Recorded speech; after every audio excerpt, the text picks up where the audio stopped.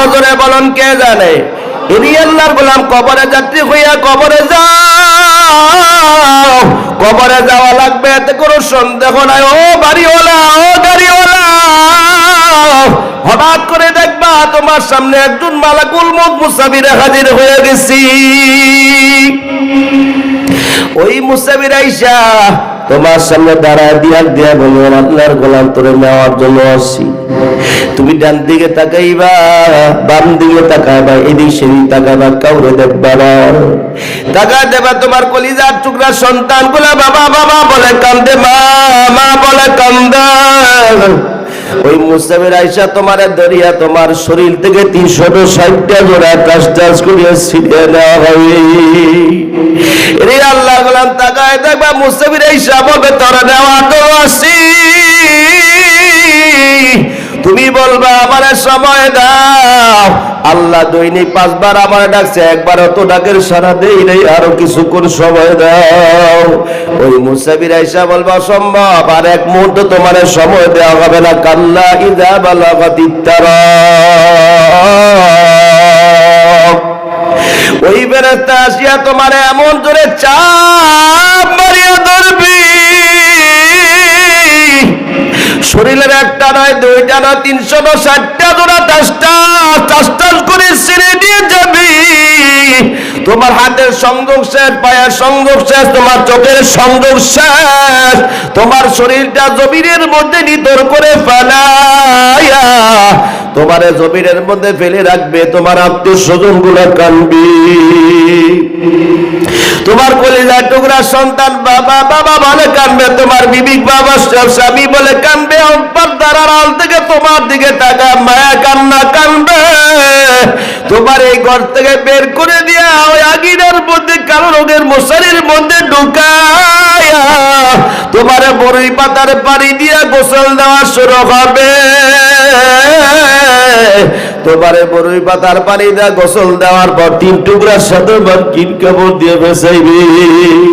এরে আল্লাহর গোলাম পর্দালের বাজ, এই বাড়ির জন্য তো পাগল। এই শরীরের মধ্যে কত দামি দামি কাপড় পরাইছ, শরীরের মধ্যে কত দামি দামি গহনা তুমি অলংকার ব্যবহার করছো রে বা। এই বাড়ির মধ্যে নতুন বউ হয়ে আসছি না, কত আদর যত্ন কত সেবা। যেই ঘরের দরজা দিয়া নতুন বউ হয়ে ঢুকছে, এক সময় দেখবা ওই ঘরের দরজা দিয়া তোমারে বের করে দিতেছি। না থাকবে দামি কাপড়, না থাকবে কিছু, কালিয়া দিয়া ওই ঘরের দরজা দিয়ে বের করে দেওয়া হবে। অন্ধকার কবরে দেওয়ার জন্য আয়োজন শুরু হয়ে গেছি। পানি দিয়া গোসল দেওয়ার পর 3 টুকরা সাদা পার্কিং কাপড় চকলেটের মতো করে বেচাইয়া অন্ধকার কবরে দেওয়ার জন্য জানাজার ময়দান নিয়ে হাজির করে দেওয়া হবে। আল্লাহর নবী বলে লাখের লাশের মুখের কাপড়টা যখন খুলে দেওয়া হয়, ওই লাশ কান্দে আর বলে আমার কলিজার টুকরা সন্তান, ও আমার এলাকাবাসী আত্মীয় স্বজন, আমার মুখের বাঁধনটা খুলিয়ে রাখো। আর কিছুক্ষণ তোরা আমারে ভালো করে দেখালো, আমিও তোদেরকে ভালো করে দেখালো। আর কোনদিন তো তোদের সাথে আমার দেখা হবে না, কারণ আমার সন্তান তোর জন্য আমি কত খাওয়াইলাম, নিজে না পড়ে মধ্যে পড়িয়ে ভিজিয়া। ও সন্তান তোর জন্য চাহিদা পূরণ করে দিছি, তুই যা চাইতার সবগুলো চাহিদা পূরণ করে দিলাম। এখন আমাকে কবরে নিয়ে যায়, ও আমার সন্তান ভালো করে আমার দেখালো, আমিও তোরে ভালো করে দেখালো। জানাজার ময়দান থেকে জানাজার নামাজ পড়ে ও যুবক ভাই পর্দালের পা চিন্তা বিকির করে দেখো কোন থেকে তুমি রওনা করছো রে মা। ও যুবক ভাই কোন থেকে তুমি রওনা করছো? জানাজার ময়দান থেকে নিয়ে গিয়ে তোমার কবরের ডান পাশে নামায়া দেওয়া হবে। 2 জন লোক কবরের মধ্যে লাফ দিয়ে নামা শুরু হবে। 2 জন লোক কবরের মধ্যে নামিয়ে তোমারে কবরের উপরের দিক থেকে আস্তে করে কবরের মধ্যে নামায়া উপরের দিকে কাঁচা বাঁশের ছাউনি দিয়া খলপা দিয়া চাপায়া চাপায় মাটি দেওয়া শুরু হবে। ও আমার যুবক ভাই পর্দারের মা, ওই দুইজন লোক কবর থেকে লাফ দিয়া উঠিয়া গিয়া খলপা চাপায় দিয়া চাপায়া মাটি দেওয়া শুরু করবে। তাকায় দেখবা কবর অন্ধকার। এখন কবরের মধ্যে চতুর্দিকে মাটির গন্ধ। ডান দিকে তাকায় দেখবা মাটি, বাম দিকে তাকায় দেখবা মাটি।